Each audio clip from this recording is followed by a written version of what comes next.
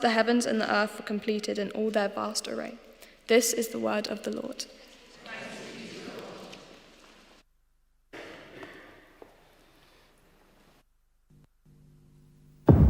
Your heart beats around 100,000 times a day.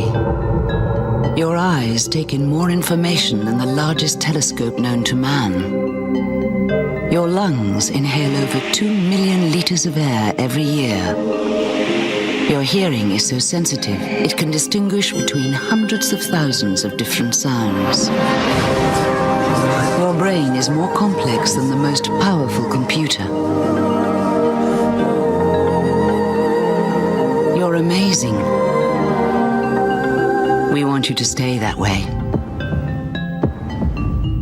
Well, let me start by reassuring you this morning that our subject is not private medical health care, okay? Just in case you were wondering. Our subject this morning is us. Have a look at these words on the screen. This is Lord Sumpton, former UK Supreme Court Justice.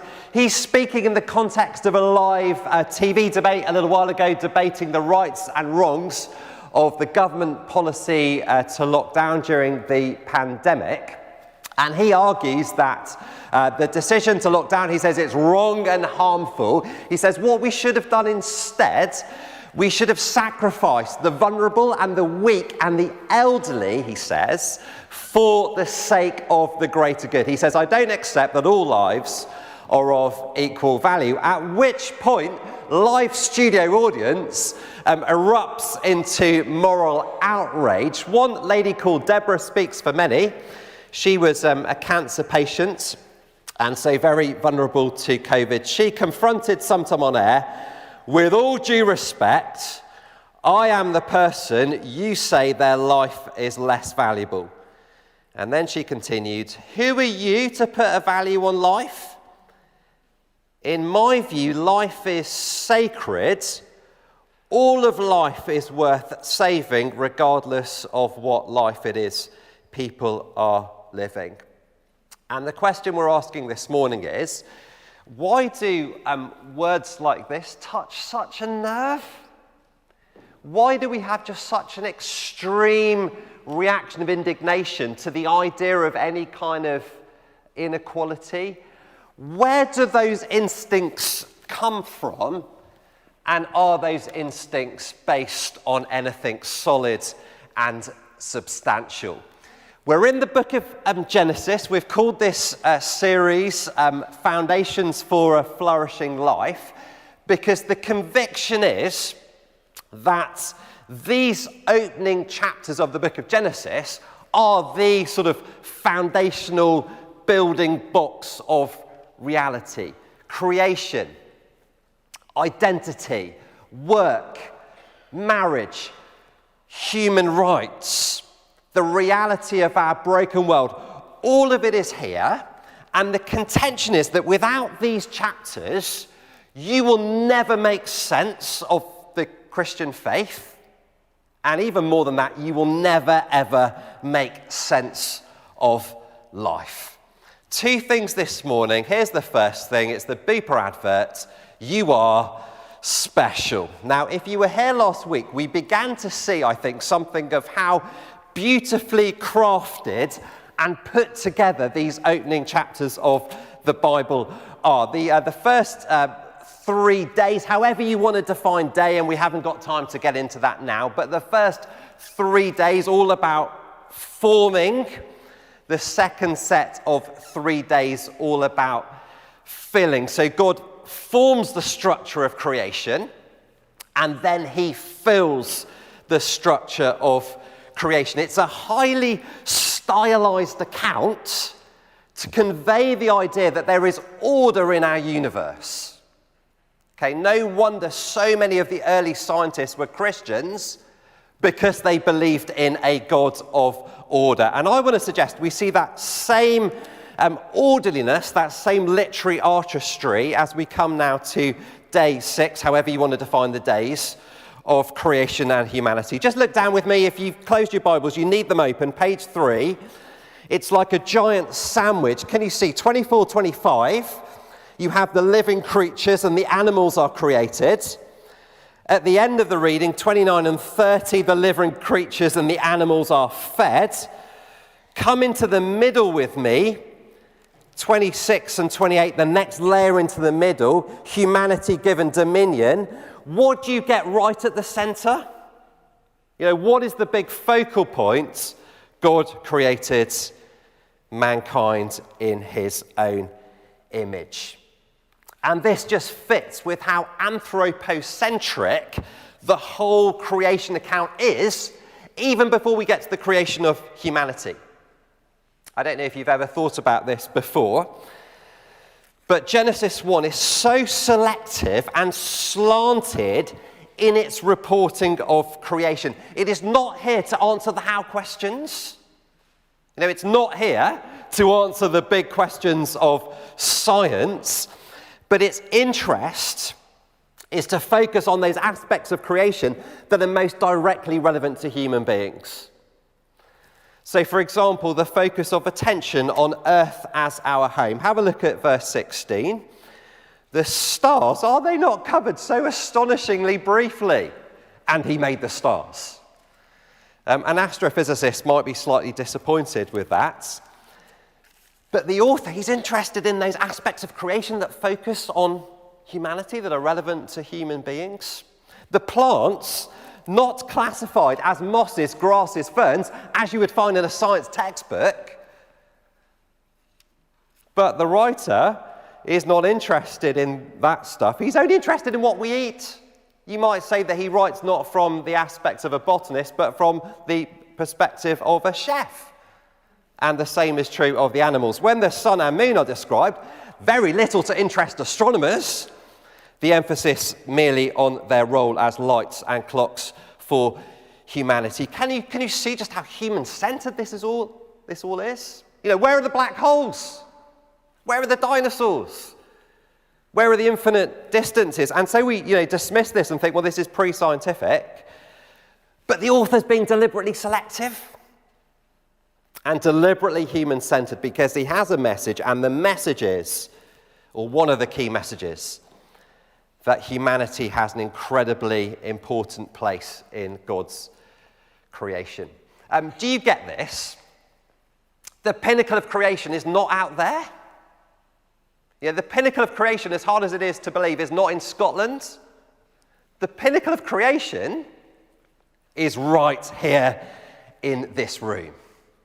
Notice, would you, at the end of the first 5 days, it says, God saw he was made and it was good. End of the sixth day, however you want to define the days, and we haven't got time to get into that now. End of the sixth day, he saw all that he had made and it was very good.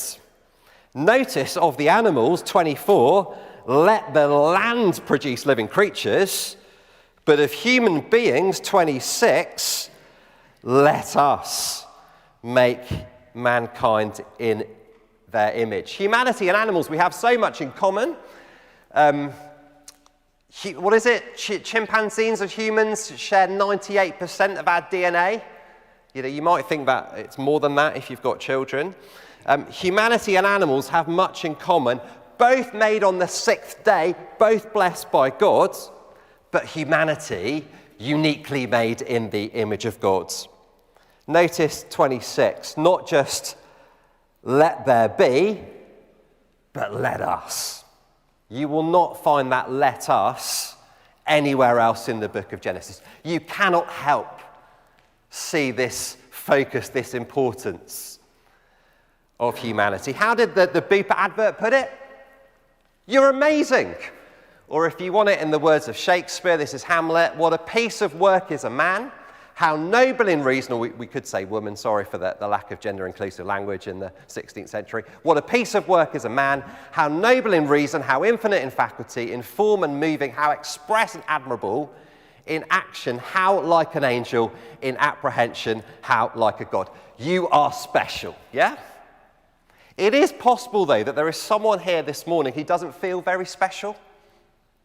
Thinking, conscious particularly of teenagers. We live in a world where we can be made to feel worthless compared to the person over here who was just better looking and more intelligent, and the person over here who is more popular. God says there is no such thing as an ordinary human being. Don't you love these words? C.S. Lewis, the guy who wrote Narnia. Isn't this brilliant? There are no ordinary people you have never taught to a mere mortal. Perhaps think of the artist adding their signature to the painting. You know, when the artist puts their signature on the painting's suddenly more valuable because it carries the signature of the artist. Well, all of humanity carrying the signature of God. If you want to see the entity in the world that most resembles God's, what do you do in the morning? Well, just have a look in the mirror. This is why can I say that we consider the Holocaust to be wrong? This truth is why we think that racism is evil.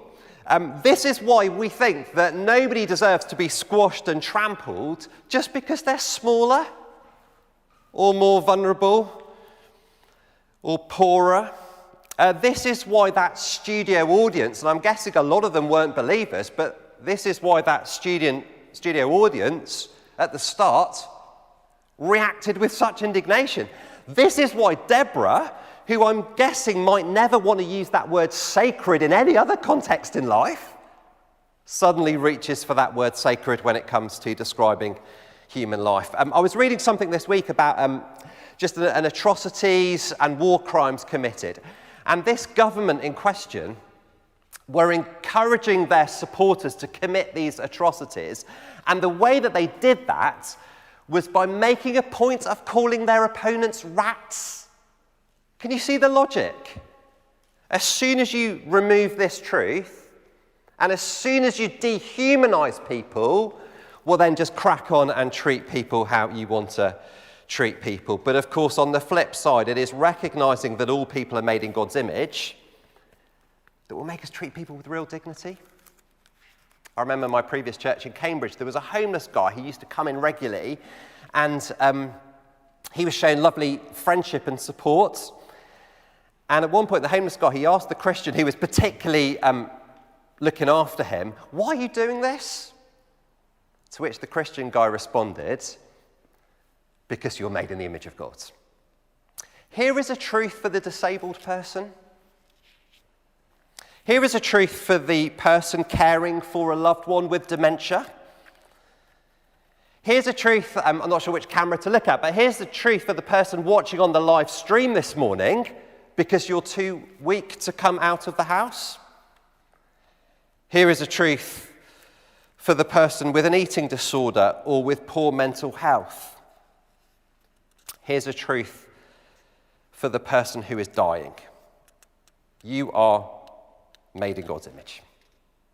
No matter what you think of yourself, no matter what other people think of you, you're amazing. You are special. All of which, though, I think does just beg the question, doesn't it? What does it actually mean to be made in the image of God?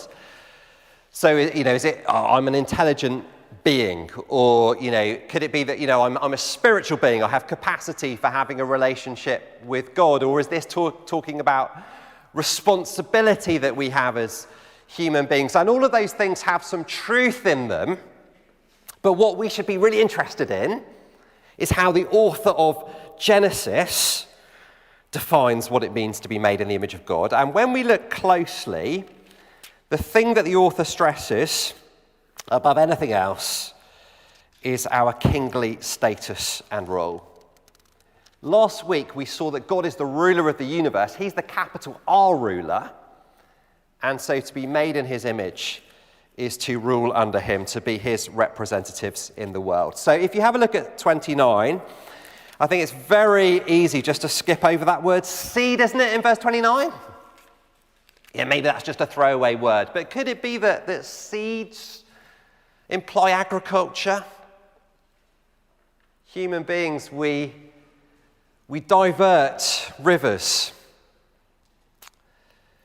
We farm. We modify crops. We build cities. We mine minerals. It begs the question, of course, well, what on earth is going to happen if we go on to exercise this kingly rule in rejection of God? That could be really catastrophic for our planet. But that is getting ahead of ourselves for a moment. Here is what it means to be made in the image of God. A few just quick implications, if I may. Let's be positive about having children if we're able to, which is not to say that overpopulation isn't a problem in some parts of the world, or to, please don't mishear me, or to say there's anything wrong about contraception. Don't mishear me on that at all. But in a culture where having children is often seen as something that's going to ruin my life and take away all of my freedoms, we perhaps need to be a little bit more positive about children than we are. Be fruitful and multiply. Let's be positive about work. Again, getting ahead of ourselves, isn't it, to say that work has been twisted into toil and grind. We'll get there in a few weeks. For the moment, work is good. It is part of God's original good design. And can I say, this is why it's just such a great sadness often when somebody is struggling with unemployment or inactivity, because it robs them, doesn't it? It robs them of their ability to exercise their God-given role. Or to put it another way, when you go to work on a Monday morning, you are being like a little God. Here is God's world. Have fun with it. Enjoy it. Look after it. Use your gifts to take care of it. So let's be positive about children. Let's be positive about work. Let's be positive about gender. In the image of God, he created them. Male and female, he created them. We live in a world, don't we, where we make all sort of distinctions about human beings, and we divide people according to, height or ability. Are you in set 1 or set 2 or set 3? We divide people according to ethnicities. Isn't it interesting that at this stage in history, the only distinction that God gives us is gender? Male and female. Because male and female together, you need both, image gods. So father, son, equal, different. Is it a surprise when we are made in God's image that we should be created male, female, equal, different? Male, female, you need both. Because male and female together image God, the complementarity of the sexes. And then finally, let's treat all people with dignity. Here's a verse from the New Testament. I think it's on the service sheets as well. With the tongue we praise our Lord and Father, and with it we curse human beings who have been made in God's likeness. What James is saying here is, the person who really annoys you, and that person in your life that you find profoundly irritating, that person made in God's image. And so you can't come to church on a Sunday and sort of pray to God and sing his praises, and then on the one hand do that, and then on the other hand not treat people with dignity. That person you find highly annoying, that person is made in God's image. It doesn't mean, of course, that people don't need rebuke or correction. Does mean we treat all people with dignity. And can I say, if you want to hold to a purely non-theistic, evolutionary view of the world, this world's a really dark place. And there is absolutely no reason why the strong should not smash the weak and destroy the weak. It is only if you've got these foundational building blocks in place that you will treat all people with dignity and respect. It means listening to people. It means seeking to promote their welfare. It means that everyone deserves profound respect. profound implications, aren't there, for day-to-day life? So there it is. The first thing, you are very special. Really briefly, I'm going to be really quick. Here's the second thing. We are being remade in the image of Christ. Because just in case you've been living under a rock, or just in case you never read the news, image of God, totally bust and totally broken. We fail in our imaging of God, don't we? We're meant to reflect his goodness and his beauty and his love and his graciousness. But so often as we turn away from him, so often instead we are proud and we are selfish and we are faithless and unkind. It's as if humanity is meant to be a portrait that is drawn in the image of Christ, but now just horribly defaced by sin. Imagine a father and a son. And one day the son gets beaten up by a gang of thugs, and the beating is so bad the son's face is unrecognizable. The father goes to the hospital, and it's one of those horrible moments as he looks at the face of his son, so defaced and broken. And the father cries out, "I want my son's face back. I want my son's face back." Well, ever since humanity turned away from God, God has been screaming out, "I want my son's face back." That is the cry that has echoed down the centuries. And that is why the verse we started with, page 2, Jesus enters the world as the image of God, the one who perfectly represents God, and the one who perfectly reflects him. And as the Father looks at the face of the Son, he gets what he's been waiting for. And in Jesus, the original mandate has been restored. It's as if Jesus comes to have the portrait redrawn. And it's as if Jesus comes to have that original portrait renovated.